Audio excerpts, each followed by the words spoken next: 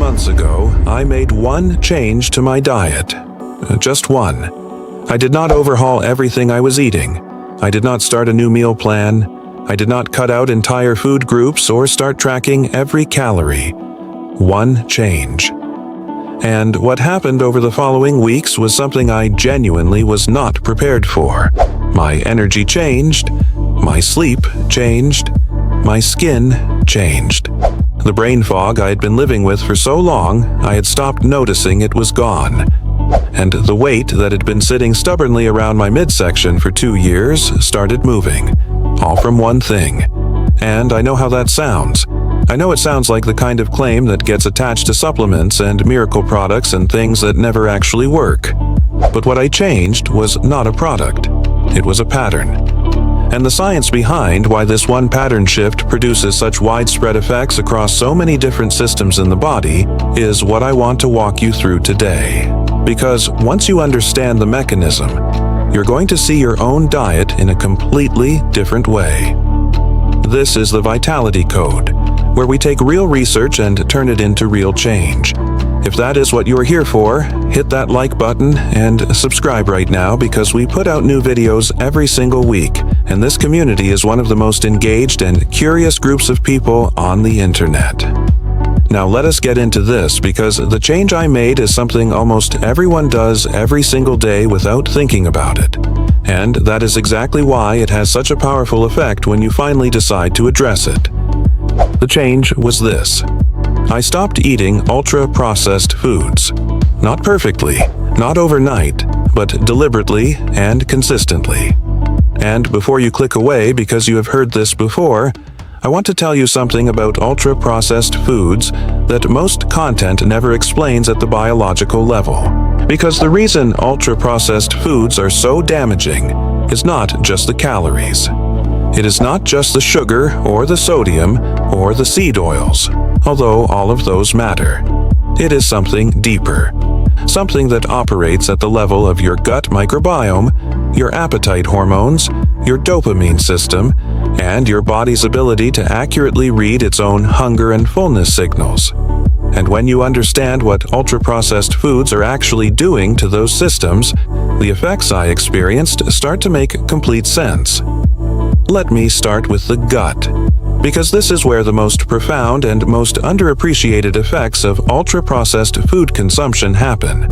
Inside your digestive system right now, there are trillions of bacteria, fungi, and other microorganisms that collectively make up what scientists call the gut microbiome. This community of organisms is not just helping you digest food. It is producing neurotransmitters that influence your mood and cognition. It is regulating your immune system. It is producing short-chain fatty acids that fuel the cells lining your intestines and influence your metabolism. And it is sending signals directly to your brain through what researchers call the gut-brain axis, a bidirectional communication highway that influences your appetite, your stress response, your energy levels, and even your food preferences. Research published in the journal Cell has found that the composition of your gut microbiome is one of the strongest predictors of your metabolic health, your inflammatory status, and your risk for chronic disease. And ultra-processed foods are, according to multiple large-scale studies, the single most damaging dietary pattern for gut microbiome diversity and health. Here is why.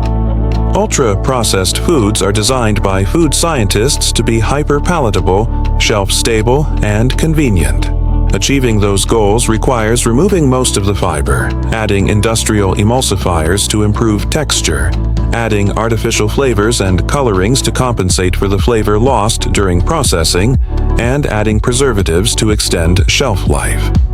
Every one of these modifications has a specific and measurable negative effect on your gut microbiome.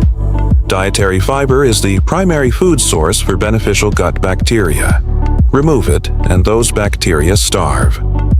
Industrial emulsifiers, which appear in almost every packaged food under names like carrageenan, polysorbate 80, and carboxymethylcellulose, have been shown in research to disrupt the protective mucus layer lining your intestines, allowing bacteria to interact with intestinal cells in ways that trigger chronic low-grade inflammation. And artificial additives have been found in multiple studies to selectively harm beneficial bacterial species while leaving harmful ones relatively unaffected. When I removed ultra-processed foods from my diet, I was not just changing what I was eating, I was changing the environment inside my gut in a way that had ripple effects across every system those bacteria influence. But here is what most people do not realize. The gut microbiome changes faster than almost any other biological system in response to dietary shifts.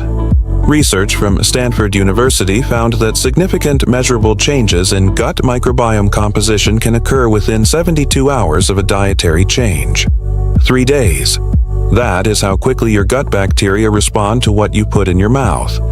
And within 2 weeks of removing ultra-processed foods and replacing them with whole foods rich in diverse plant fibers, the diversity and health of your gut microbiome can improve in ways that are clinically meaningful.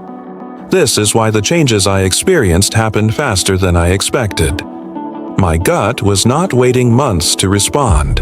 It started responding within days. This is where things get interesting, because the second mechanism through which removing ultra-processed foods changed everything for me involves your appetite hormones in a way that most people have never heard explained. Ultra-processed foods are specifically engineered to override your body's natural satiety signals. The combination of refined carbohydrates, added sugar, salt, and fat in precise ratios creates what food scientists call hyperpalatability, which is the property of a food that makes it almost impossible to stop eating once you have started. But the damage goes beyond just making you eat more.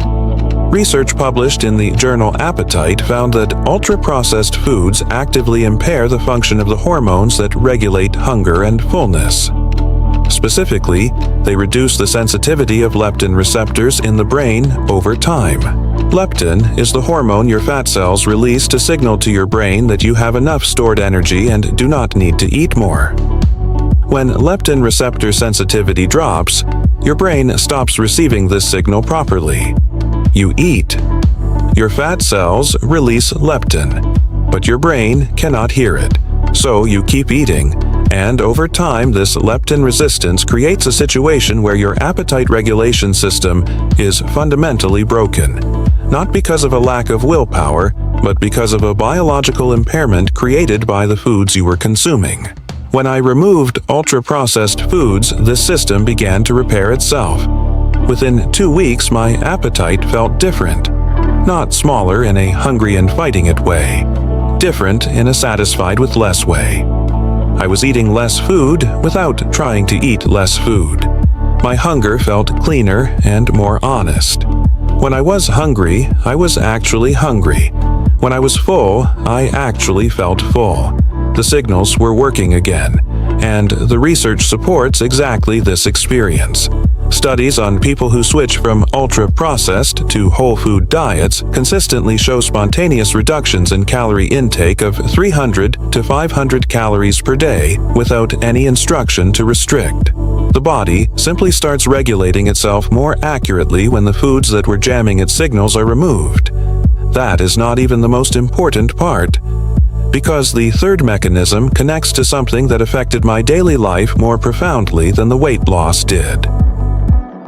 Inflammation. Chronic low-grade inflammation is one of the most significant and most underappreciated drivers of fatigue, brain fog, joint discomfort, skin problems, mood disruption, and poor sleep quality. And ultra-processed foods are one of the most powerful dietary drivers of systemic inflammation currently in the human food supply. The refined seed oils used in almost all ultra-processed foods are extraordinarily high in omega-6 fatty acids. In the right ratio with omega-3 fatty acids, omega-6s are not inherently harmful. But the modern ultra-processed diet has pushed the omega-6 to omega-3 ratio in most Americans to between 15 and 20 to 1, when the ratio that human biology evolved with was closer to 4 to 1. This imbalance promotes the production of pro-inflammatory compounds throughout the body.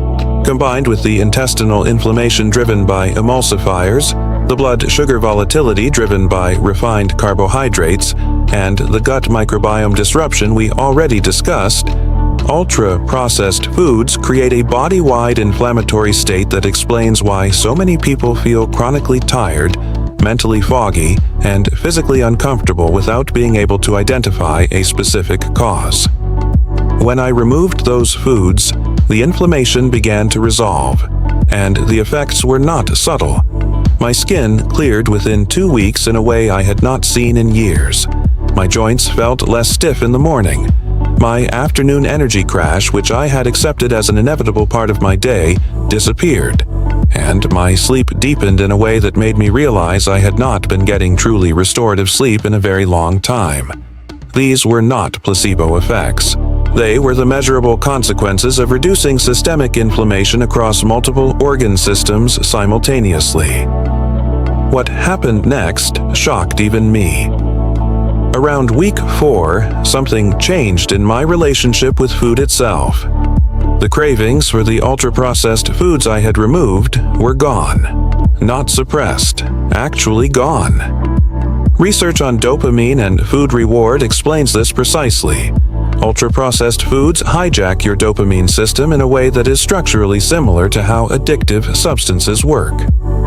They produce a rapid, intense dopamine spike, followed by a quick drop, which creates craving for the next hit. Whole foods produce a slower, more moderate dopamine response that does not create the same craving cycle. As my dopamine system recalibrated over the first few weeks without ultra-processed foods, my food preferences genuinely shifted. I started craving the foods that were actually good for me, not because I was disciplined, because my brain chemistry had changed. Drop a comment below and tell me, what is the one ultra-processed food that you think would be hardest for you to give up? I read every comment, and your answers help me understand where people are really starting from. And if you know someone who has been trying to improve their health without seeing results, share this video with them today. Because sometimes the most powerful change is not adding something new. It is removing the thing that has been working against you all along. One change. That is all it took. Not a perfect diet, not a complete overhaul. Just the decision to stop eating the foods that were jamming every signal my body was trying to send. And once those signals started working again, my body did the rest.